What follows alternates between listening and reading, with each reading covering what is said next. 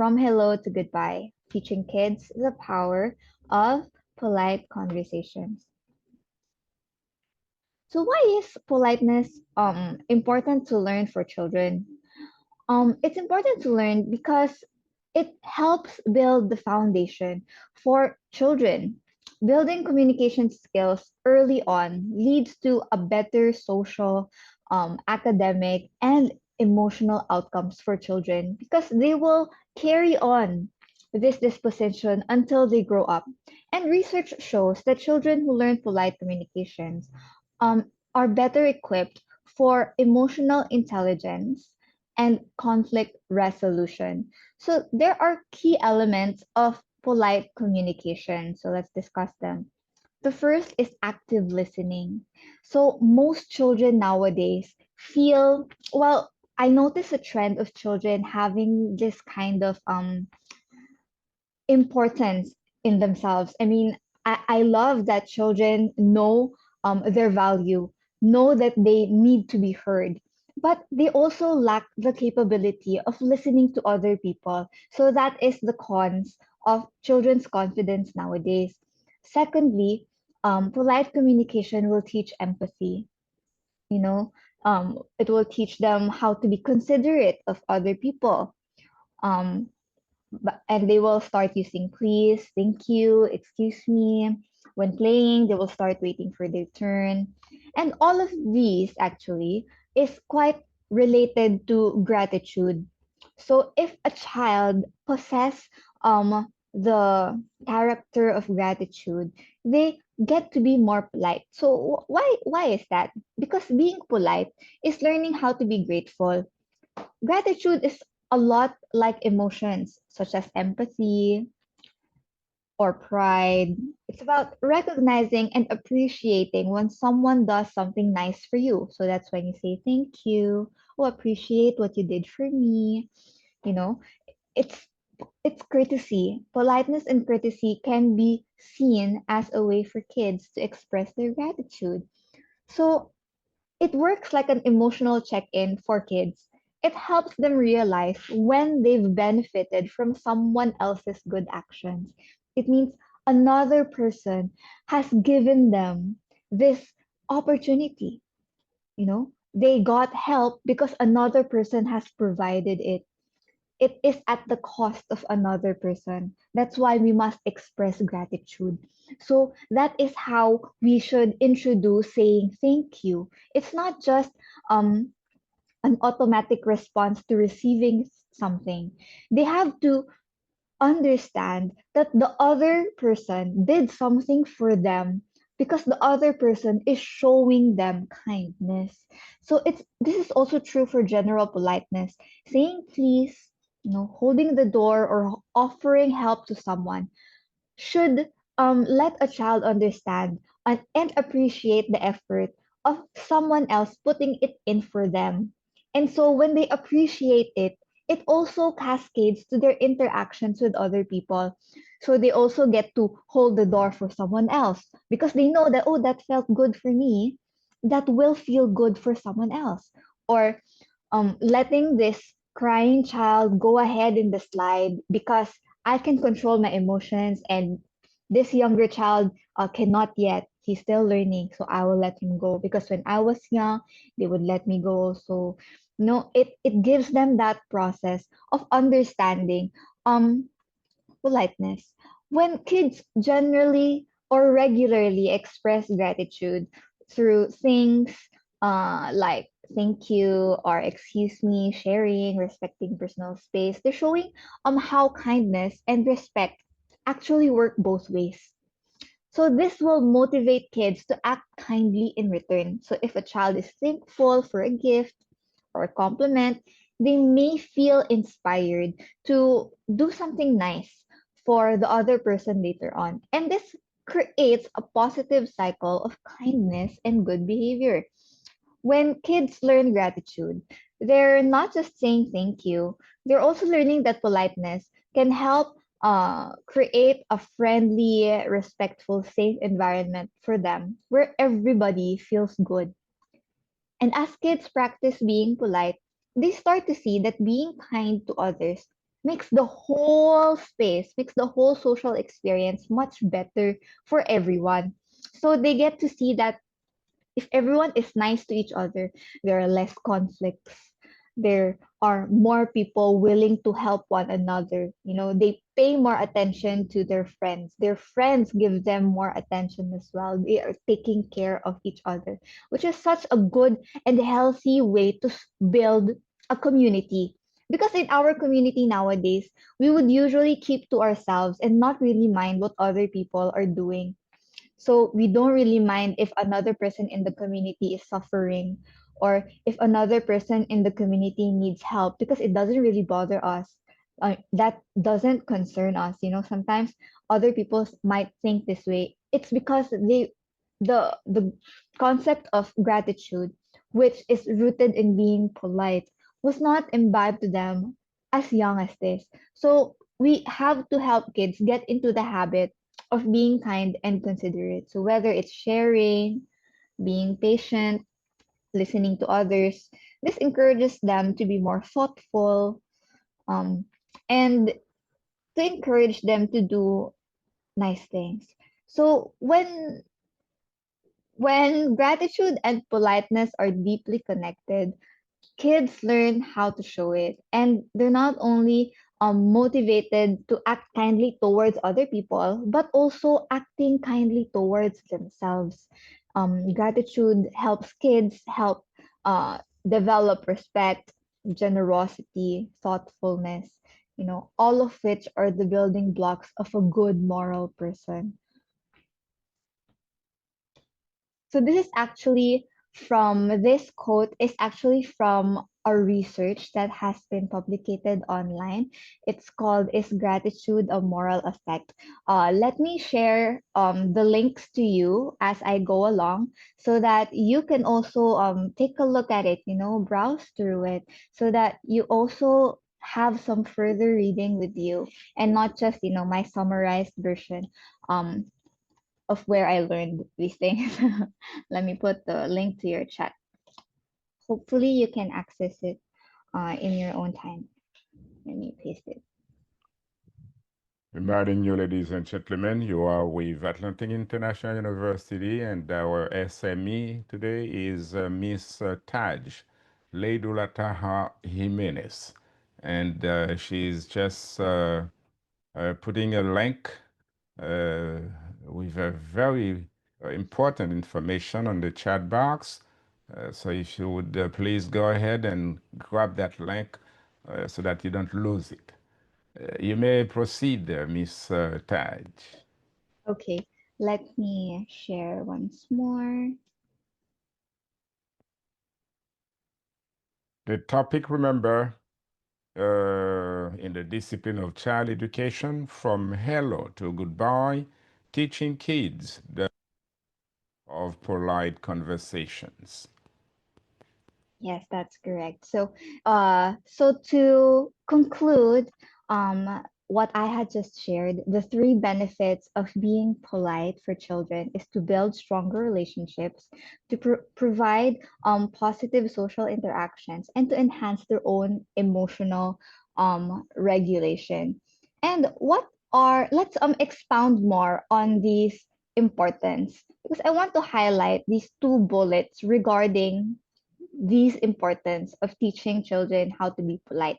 So, with cognitive and social development, for example, children with good conversational manners are often better able to resolve conflicts and work in groups. And this is very important once they start having group work, especially in secondary school, in tertiary schooling. They would more likely present their projects as a group, and there would be a lot of conflicts and a lot of um things that they need to iron out, and just having the moral decency to be polite to other people will help them have the upper hand in resolving these conflicts. Another is emotional intelligence. Politeness is closely linked to the development of empathy and emotional self regulation. Additionally, studies from Harvard show that teaching kids politeness and empathy early on can make a huge difference in their social and academic lives.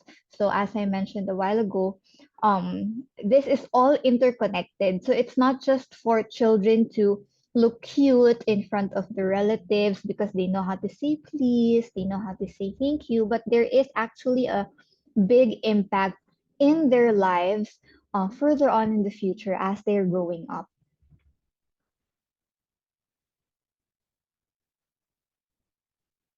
So these are some of the importances of practicing politeness for children. Number one, it lays the groundwork for friendships because children are starting to learn how to manage their relationships as early as this. Showing kids the politeness and empathy early on can make a difference on their social and academic lives. So when during childhood, when kids start learning how to get along with others, it's when they figure out how to make friends, how to talk to adults, and solve problems with their peers. And these skills are essential for everything from getting along in school to working with people later on in life. Secondly, politeness is important because it affects their academic performance. So, kids who have solid social skills tend to settle into school life more easily because they can focus better, they can join group activities without problems, and follow instructions. So, social emotional learning programs can even boost their grades and help them fit better with their classmates. Number three, emotional growth and well being. So, teaching kids how to manage their feelings helps them express themselves as well in healthy ways. So, it builds empathy, which is key for emotional health. And this kind of emotional know how can improve their overall well being, making it easier to deal with stress and emotions. Fourth, preventing problem behaviors. When kids get early training in social skills, it can prevent a lot of future behavior problems. So, kids who struggle socially might act out, but with the right support, they can learn how to better interact with others. Social emotional learning programs are proven to help reduce these issues and encourage positive behavior. And lastly, it boosts confidence and self esteem. Because when kids feel good about their social skills, they're more likely to speak up in class, try new activities, and feel comfortable around others. This helps them build self confidence and a strong sense of self worth. So, as I mentioned a while ago, all of these things are possible with face to face interaction with other peers, not only of the same age, but of different levels. But recently, with the vast technology made available to children, there are even houses that are smart smart houses. They have Alexa, they have Siri, they have Google, where children just get to have that kind of exchange where they get to say, "Hey Siri," or they get to say, "Hey, Alexa, Google." They get to make these kinds of demands. So there is also an impact of these kinds of developments on children's capability to understand social cues and thus hindering them from developing the the concept of politeness. So AI is becoming a bigger part of kids' education and social life. And there are more and more researches that are telling us that there are pros and cons of introducing artificial intelligence to your child. So while AI tools can help children learn more effectively, especially when they're designed to support educational goals, when they're in high school already, when they're doing research. Uh, the AI companions can help when they're asking questions during reading, to improve comprehension.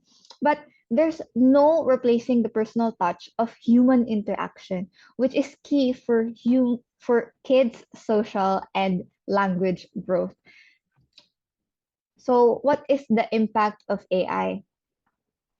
Um, there's a lot of excitement when AI is related to educational purposes inside the school because it does help make certain tasks easier, especially when it comes to researching, summarizing. But at what cost?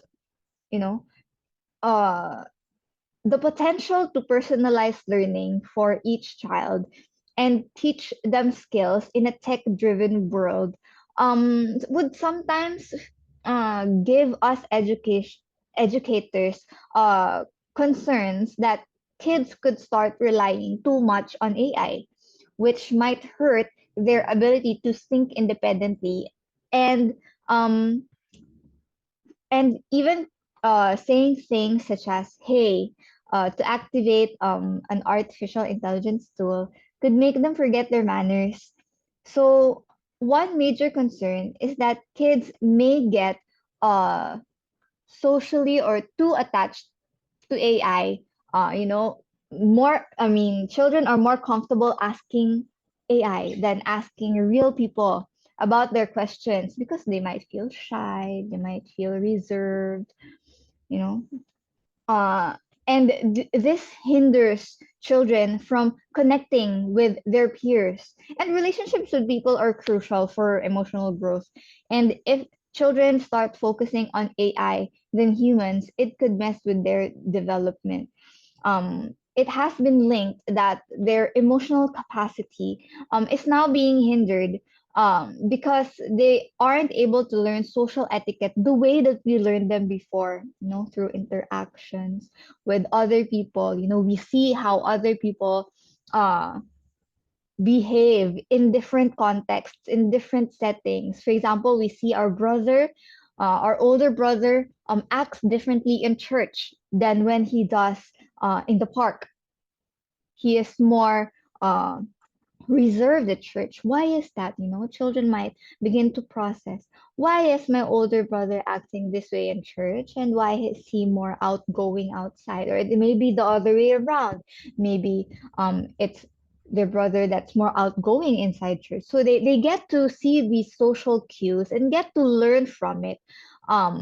Social norms, uh, the way elder or other peers use polite language, they don't really have it when they're mostly interacting with AI. So this is from a podcast. Is it a podcast? Yes, I think it's from a podcast from an assistant professor in Harvard as well. So I think it's made available online. You can read it. I think it's a 25-minute discussion of them talking about how social skills of children are being impacted by children interacting more with artificial intelligence and other tech related developments such as chat boxes and on other online platforms. Okay, so let's move along.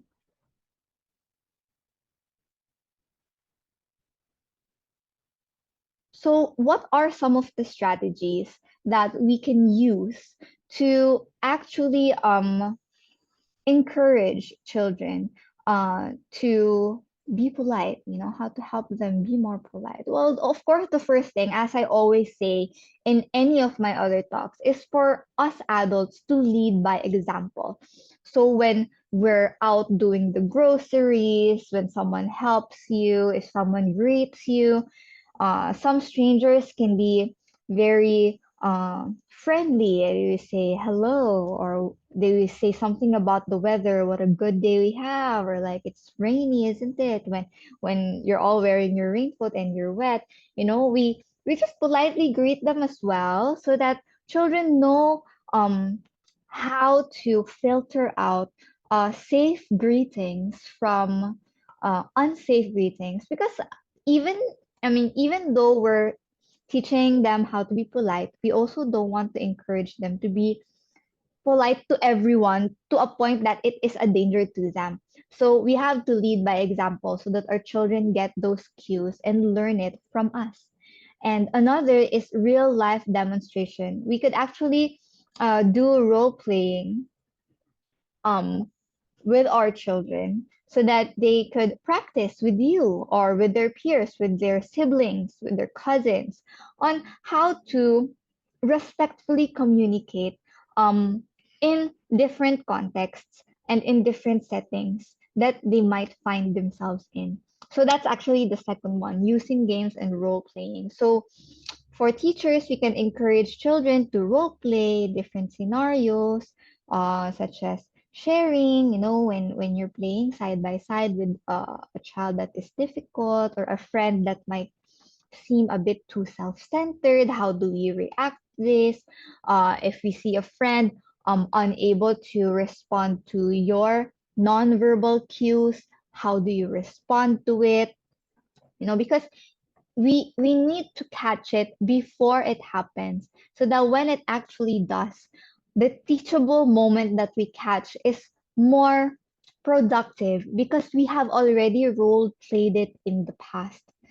Studies show that interactive role playing actually helps children learn social cues more effectively. And lastly, we praise positive behavior. So when a child is showing that they are trying their best to listen attentively, or they're trying their best to speak kindly, let's give them an applause, because they're also learning. They're learning day by day on how to use these things that we teach them. We should Aside from that, we should establish polite conversation rituals at home, such as we tell them that when someone is talking to you, you must look them in the eyes, or you must look them in the face. If you're not comfortable looking at someone in the eyes, you can look in the middle of their nose, because some children would also feel a bit awkward about this, especially when they're already quite introverted. They've already learn that. But we encourage children looking at the face when greeting other people, when saying thank you to them. You don't say thank you to another person and put your head away. Thank you. Some children can be like this when you're just starting to teach it. In my class that I'm teaching 4-year-olds turning 5, so they're pandemic babies. So they didn't really have a lot of social interaction during their first few years. So I get that might be the reason why they're a bit more introverted, or some of them maybe a little bit more shy, or don't know how to have eye contact. So these are the things that I say. You must look at the face when you're addressing someone.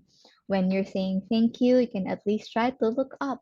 You don't have to look for so long. If you're feeling so shy, just say thank you and then you can go away.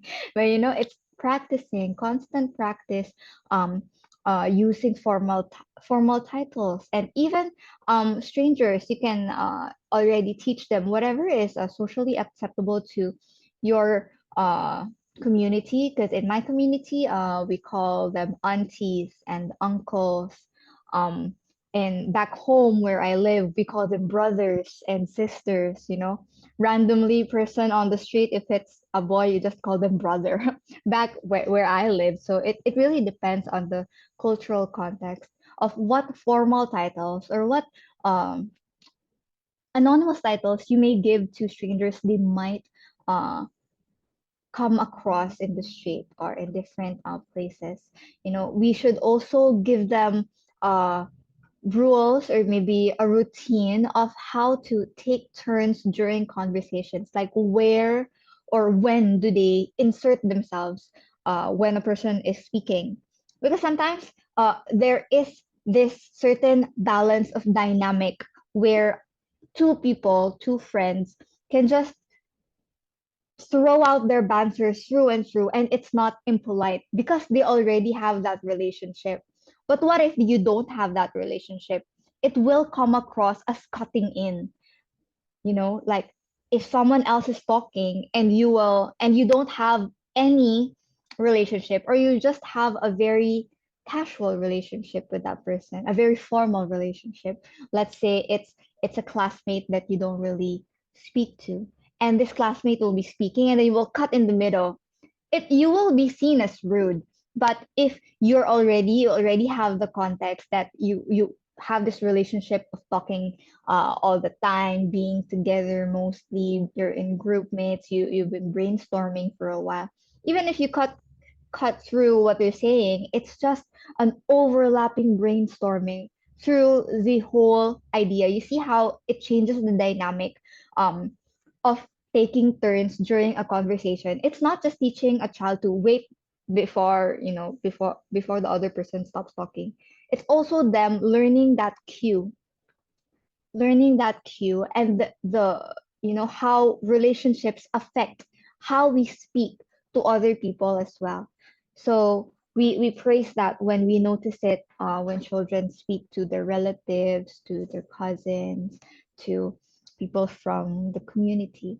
So we can say, great job, I saw a while ago you said please when asking for your toy.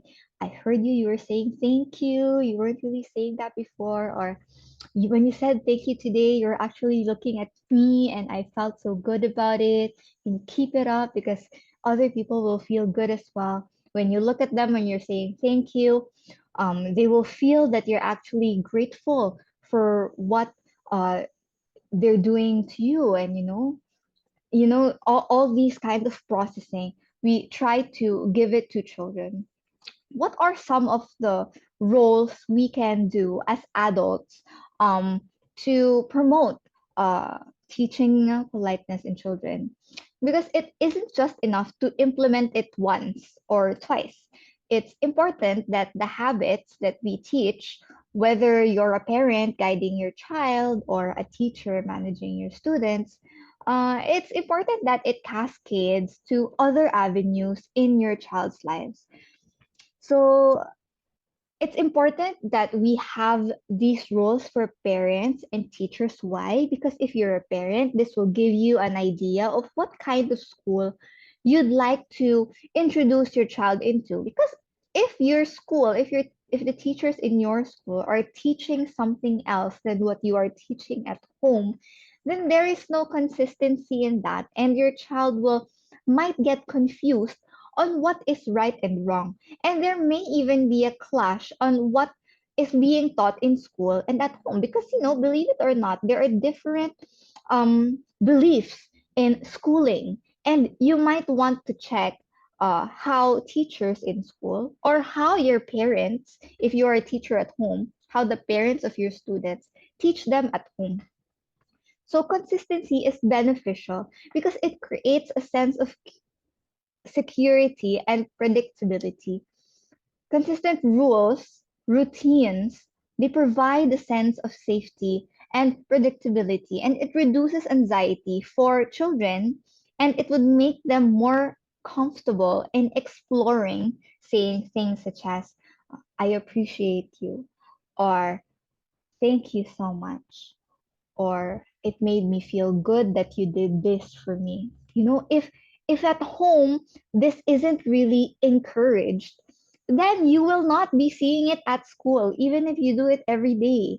Because at the end of the day, your students go home and they catch all these habits at home, and they will bring it again at school. So it's important to have this relationship, homeschool partnership, so that we have consistency that will help children, that will help us promote positive behavior to children. Because when children know what is expected of them, and they're and they experience consistent reinforcement from home and school, they are more likely to adhere to those expectations and develop positive behaviors. And this also reduces confusion and conflict because if it's inconsistent, children will find it really hard to understand and to meet these expectations. So parents can reinforce politeness by practicing at home. You can even have a take-home kit. Maybe for teachers, we could do a bingo card, like did you say thank you to the cashier in the grocery when you did it this week? You can have a bingo card and then have the parents stamp on it or put a check on it when they do it with their kids, and then have the children bring it back over the weekend so that they can focus on continuing what they learned in school. Alternatively, if you are a parent and you find that your child isn't really showing a lot of empathy and politeness, your child doesn't know how to use thank you and please and sorry, maybe you'd like to check in as well on what kind of curriculum they tap on at school, because maybe um there's no values. There's some schools, they don't have the subject of values. They focus specifically on academic pursuits. But child development and education isn't just about the academic side.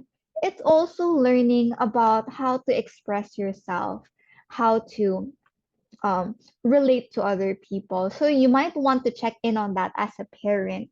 How does your school um, integrate polite interaction into their classroom activities and discussions? Is it parallel to what you teach at home? And maybe this can give you an avenue to connect with the educators and tell them, hey, this is what is working for me at home. Maybe if you observe, or if you have observed, um, this might help in your classroom management as well, because even teachers sometimes are blindsided about current issues or modern problems in the family, because it's ever so evolving. There are always new problems, there are always new dynamics in the home that teachers aren't always aware of because parents don't really connect with them or don't connect with us. So that's our roles as adults in guiding children uh, with being polite and developing their moral decency. And as I said a while ago, politeness and safety is important because kids can and should be polite to strangers. As I said a while ago, they may say hi when a person says hi to them, but it's crucial that they understand that their safety comes first, because there's a delicate balance between being polite and compromising their safety. Some children may feel that answering an adult is um, required or compulsory when that is already compromising their own safety. So some adults may be a little too pushy, asking, "What is your name?" And some children might be proud saying their whole name with their family name included. This will compromise them, and how easy it is to locate people through the internet, especially if you're a parent who likes posting about their children. It's very easy. And while we encourage children to practice good manners, it's also key to teach them how to stay safe when interacting with people they don't know. Um, they While we help them to build confidence, we have to also guide them about the difference of being respect and actually giving too much information. And I think that is a whole different discussion to itself. But yeah, we just need to keep this in mind. Um, I have here some further readings because I found these books quite helpful for me as an educator who teaches children in preschool and connecting with their parents as well. Because sometimes uh, Parents feel that you don't have that authority because you haven't parented a child. Like, you're not a mom, so what do you know about this, right? Like, you've never brought a child out. So maybe you can try to guide them back into these two books. These are two of my favorites. So, Raising an Emotionally Intelligent Child, so The Heart of Parenting. John Gottman is very famous when it comes to um, emotional regulation with children. So here, the 5 steps, I think, if I recall correctly, is to be aware of your child's emotions, look at emotions as an opportunity to bond and teach, listening with empathy and validating with patience, labeling the emotion, and setting clear limits. So, how do you relate this to being polite? So, step one, be aware of your child's emotions. Step one, how does your child feel in a public space? How does your child feel in a public space? How do we encourage the child to open up? If your child is very timid or very introverted, how do we open him up uh, to just a little bit, to show politeness, to show gratitude? Because while we validate that children are all different people, we should still encourage them to be polite, as it is an important social skill to learn. So, step one, we learn how they feel in these situations. We look into their emotions, and we use that as an opportunity to bond with the children. Oh, I know you're feeling a bit timid, but when in your timidness and your shyness, when you get to share already, don't you feel so good when your friend gives you a smile or says thank you? That is also what the auntie would feel. That is also what the cashier would feel. Because they talk to different people, lots, hundreds of people every day.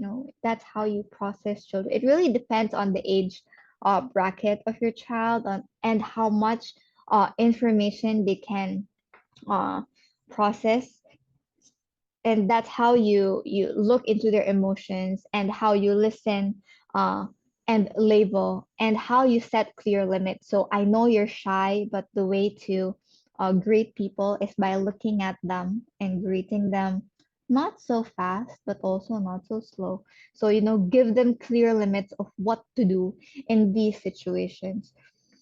So, whether you're a parent or a teacher, this book really provides wonderful ideas on how to communicate with children, and how to deal with their feelings, how to engage them, be more cooperative in trying different things, uh, how to free them from role playing. Because some children are very good at role playing, but when in applied to real life, sometimes the cat has their tongue. So this book is really good in putting it all together for us educators and parents. Um, this book, the next one, is How to Talk So Kids Will Listen, and Listen So Kids Will Talk. This is more of a comic approach. There are different stories and anecdotes inside this book, where you can relate to it. You can find more ways to interact with children, because us also, the way we talk to children is just a reflection of how adults talk to us when we were young. So sometimes we haven't really unlearned that. So we also need to reflect on how we think talking to children, what is appropriate language for us to use with children. Like, are we uh, talking to them in this manner because we're demanding respect? Why are we demanding respect? Or why am I forcing my child to say thank you? Why am I forcing my child to say please? And if your answer is just because it's correct, then your child will also not have that depth. No, they will not have that depth of understanding. Why are they saying these things? So this book is really good because it makes us reflect uh, how we learned this politeness as a concept and other values as well. Uh, we get to learn why do we do this? Why are we a good person? Is it because we're just avoiding uh, we're avoiding to be socially isolated? Because if you're a bad person, they will isolate you. I don't want to be isolated, so I'll be good. That's not really a good reason to be good, right? You're good because you want to be good. It feels good to be good, not because there's benefits of being good. Well, there are benefits of being good, but what is the true meaning? What is the true reason why we maintain this good morals? Why do we teach this good morals to our children?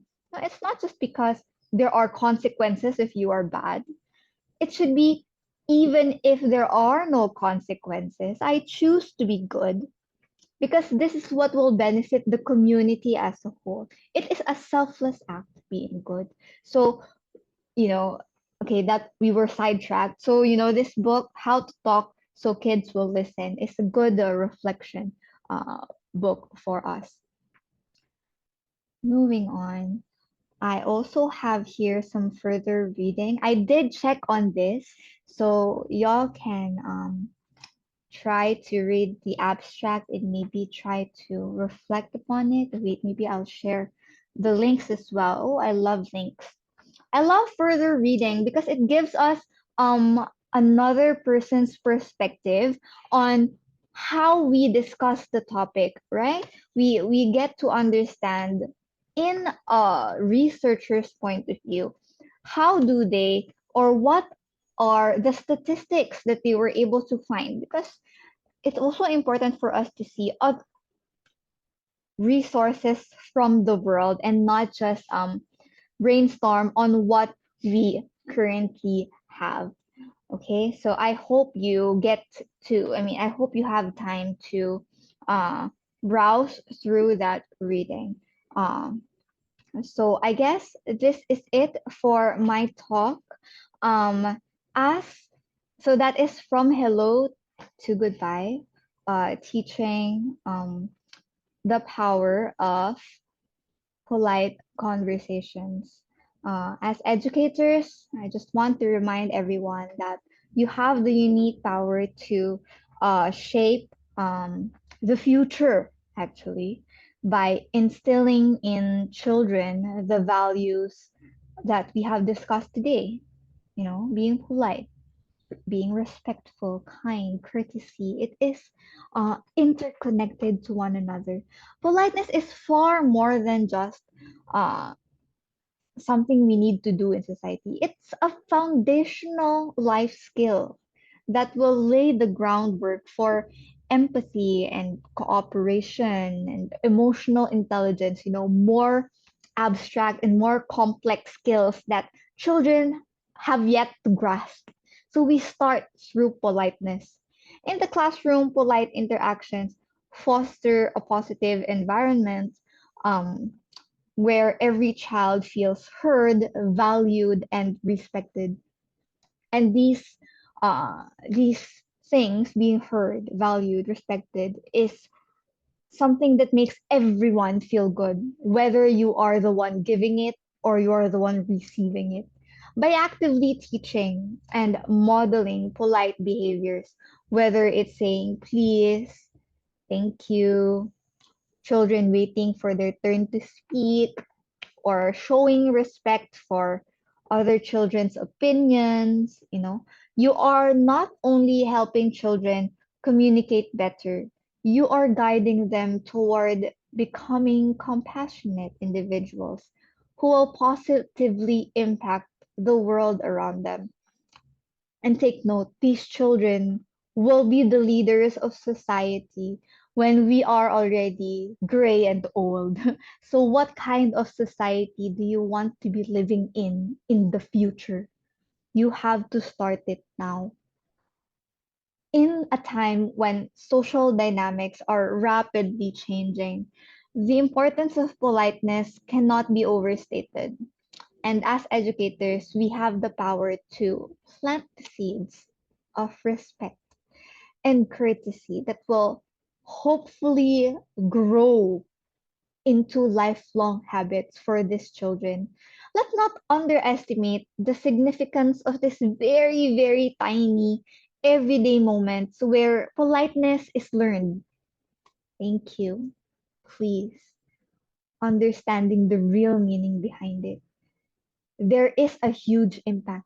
By nurturing this behavior, we are equipping our children, the people of the world, with tools they need to thrive, not just in school, but in every interaction they will have throughout their lives.